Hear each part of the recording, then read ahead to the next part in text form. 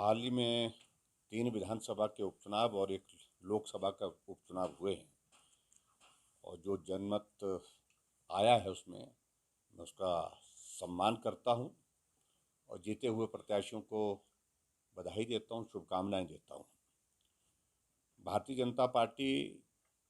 के हमारे नेतृत्व ने मिलकर के इस चुनाव को लड़ा है और बहुत बेहतर प्रदर्शन इसमें करने की कोशिश की है, लेकिन परिणाम हमारी आशा के अनुकूल नहीं रहे। लेकिन इससे जो चीज़ें हमको सीखने को मिलेंगी तो निश्चित रूप से उन बातों पर विचार करेंगे, चिंतन करेंगे, मंथन करेंगे और राजनीतिक क्षेत्र में ये दौर सभी दलों के साथ इस तरह के आते रहते हैं, कभी जीत कभी हार, और आगे की रूपरेखा बनाएंगे और उस पर काम करके निश्चित रूप से 2022 का जो लक्ष्य है उसमें हम जीत कैसे सकते हैं, किस प्रकार हम जीत हासिल करें, उसके लिए कोई प्रयास में कमी नहीं छोड़ेंगे। और मंडी की जीत जहाँ तक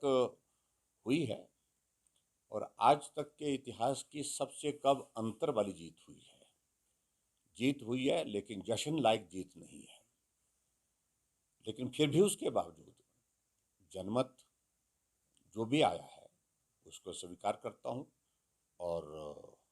मैं इस बात को सुनिश्चित करूंगा, अपने पार्टी के नेतृत्व के साथ भी चर्चा करेंगे, पार्टी के कार्यकर्ताओं के साथ भी चर्चा करेंगे, कहाँ कमी रही, कहाँ कसर रही, इन सारी बातों को लेकर के जो उसमें आने वाले समय के लिए सुधार करने की दृष्टि से बातें आएंगी उस पर काम करेंगे। कांग्रेस ने महंगाई को बड़े हथियार के रूप में इस्तेमाल किया और महंगाई मुद्दा थी और ये मुद्दा उनके हाथ में लगाई और इसी मुद्दे को लेकर के उन्होंने प्रमुख रूप से ये करने की कोशिश की। लेकिन ये भी बात सत्य है कि महंगाई सिर्फ हिमाचल में बढ़ी, ऐसा नहीं है, ग्लोबल इशू है। आज की तारीख में महंगाई पूरी दुनिया में बढ़ी है और ऐसी चीज़ें जुड़ते जुड़ते हमारी क्षति हुई है। लेकिन मंडी लोकसभा सीट में जीत हार का अंतर बहुत कम रहा है। अभी भी वहाँ पर जो है वो काउंटिंग जो है क्लोज नहीं हुई है, लेकिन हम ये मान करके चल रहे हैं कि अंतर बहुत कम रहेगा। सर, जिस तरह से आपने कहा कि 2022 का एक लक्ष्य स्वाभाविक रूप से अपनी बात वो कहेंगे। हमने ऐसे कई बार देखे हैं जब ऐसे बीच में दौर आए, चुनाव जीते लेकिन अंतिम चुनाव हार गए, और हमने ऐसे भी देखे कि बीच में ऐसे दौर आए, चुनाव हार गए लेकिन अंतिम चुनाव जीते हैं। ऐसे एक बार नहीं अनेक बार हुए हैं। ये क्या सत्य नहीं है कि पिछली बार जब लोकसभा का चुनाव हुआ, वीरभद्र सिंह की सरकार को अभी 1.25 साल ही 1.5 साल का कार्यकाल हुआ था, चारों लोकसभा सीटें हारे हैं। पिछली बार लोकसभा का जो 2014 की अगर बात करूँ मैं, उस वक्त कांग्रेस पार्टी की सरकार थी, ताजा तरीन सरकार थी, और यहाँ सरकार के 4 वर्ष का कार्यकाल पूरा हुआ है और स्वाभाविक रूप से 4 वर्ष के कार्यकाल के पश्चात थोड़ा इस तरह के कठिनाई आती है, वो आती है और उस बात को हमको स्वीकार भी करना चाहिए। लेकिन मैं ये जरूर कहूँगा कि हमारे पार्टी के नेताओं ने, सब लोगों ने बहुत बेहतरीन काम किया है। पार्टी के सभी साथियों का मैं धन्यवाद करता हूँ, पार्टी का नेतृत्व का आभार व्यक्त करता हूँ और उसके साथ साथ में हाँ, पार्टी के अंदर जिन लोगों ने काम नहीं किया या भीतरघात की जो खबरें हम सुन रहे थे, कुछ की पुष्टि हुई है, कुछ की पुष्टि होनी बाकी है, उस पर पार्टी आगामी क्या करेगी इस बात पर सोचने का विषय जरूर होगा। देखिए, मैं इस सारी चीज़ को लेकर के ये नहीं कहूँ, मुद्दा महंगाई था, महंगाई का एक बड़ा हथियार इन्होंने इस्तेमाल किया इस बार, इसमें दो राय नहीं है। लेकिन फिर भी मैं इस सारी चीज़ को अभी कहना उचित नहीं समझता, क्योंकि अभी तो परिणाम निकले ही हैं और मंडी की तो अभी गणना जो है वो मतगणना जो है अभी पूर्ण होने को बाकी है। अभी तक बैलेट पेपर का वो काउंटिंग का वो दौर चला है और मार्जिन जो है ये 5-7 हज़ार के बीच में रहने वाला, ऐसी उम्मीद है वहाँ पर। लेकिन ऐसी परिस्थिति में मैं कह रहा हूँ कि क्या क्या फैक्टर्स रहे इसमें एकदम हम कंक्लूड कर लें या निष्कर्ष पर पहुंच जाएं वो उचित नहीं होगा। हम सारी चीज़ों को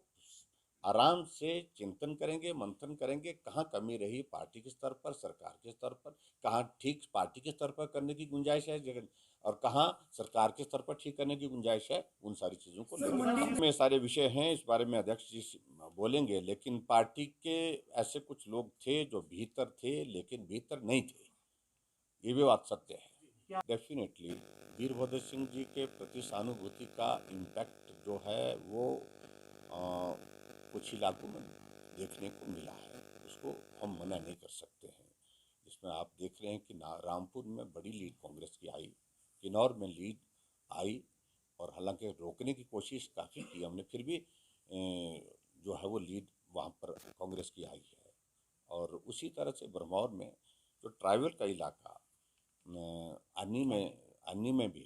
तो ये सारी चीज़ को देखा गया है। वहाँ पर स्वाभाविक रूप से वीरभद्र सिंह जी के जाने के पश्चात एक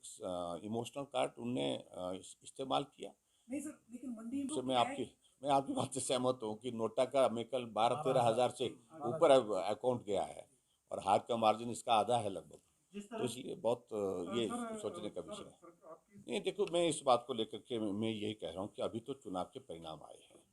सही मायने में आवश्यक ये है कि कारण क्या क्या रहे हैं,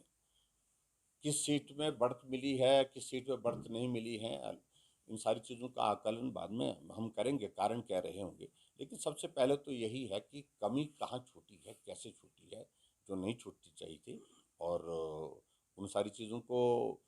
जानने के बाद ही आगे बात करेंगे। जिस तरह से